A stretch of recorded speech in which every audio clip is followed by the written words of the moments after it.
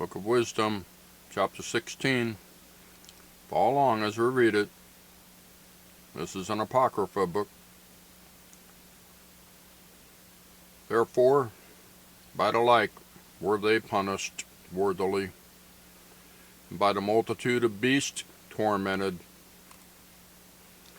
Instead of which punishment, dealing graciously with thine own people, thou preparest for them meat of a strange taste, even quails, to stir up their appetite,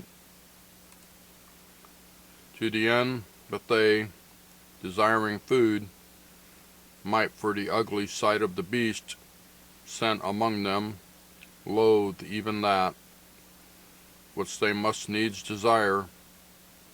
But these, suffering penury for a short space, might be made partakers of a strange taste. For it was requisite that upon them exercising tyranny should come penury, which they could not avoid. But to these it should only be shewed how their enemies were tormented. For when the horrible fierceness of beast came upon these, and they perished with the stings of crooked serpents, thy wrath endured not forever.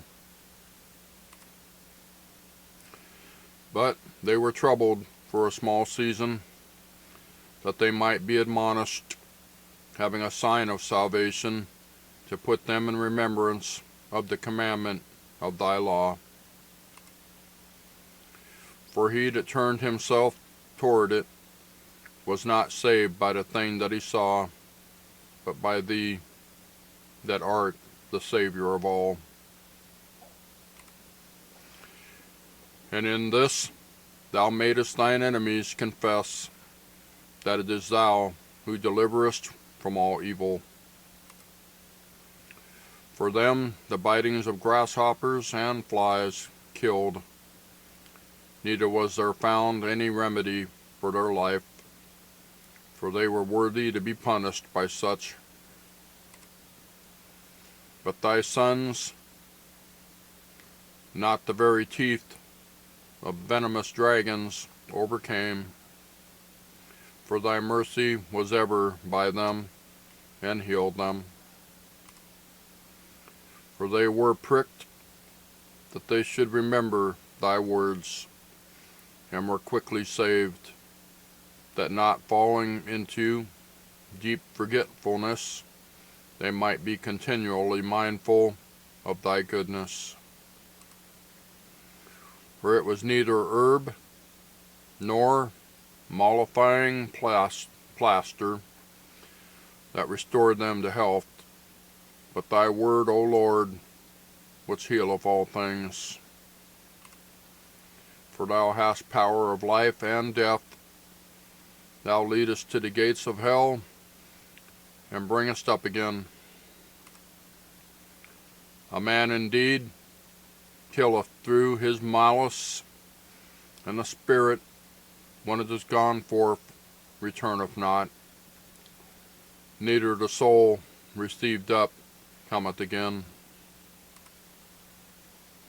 But it is not possible to escape thine hand.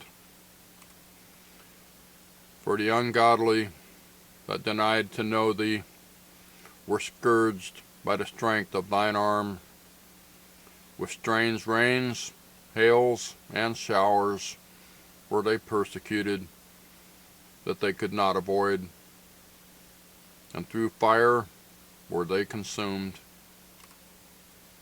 For, which is most to be wondered at, the fire had more force than the water that quenched all things. For the world lighteth, or the world fighteth for the righteous. For some time the flame was mitigated, that it might not burn up the beasts that were sent against the ungodly. but themselves might see and perceive that they were persecuted with the judgment of God. And at another time it burneth, even in the midst of water, above the power of fire, that it might destroy the fruits of an unjust land. Instead whereof thou feddest thine own people with angels' food, and didst send them from heaven bread prepared without their labor, able to content every man's delight, and agreeing to every taste. For the sustenance declared thy sweetness unto thy children, and serving to the appetite of the eater, tempered itself to every man's liking.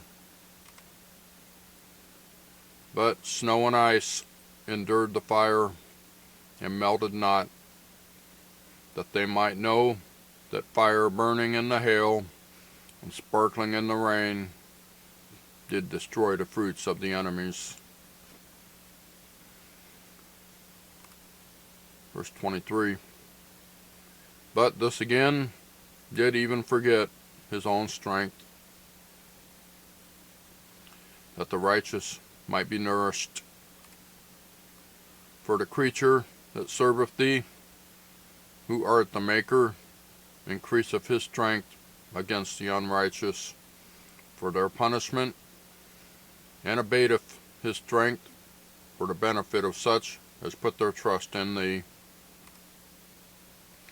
Therefore, even then was it altered into all fashions, and was obedient to thy grace, that nourisheth all things according to the desire of them that had need,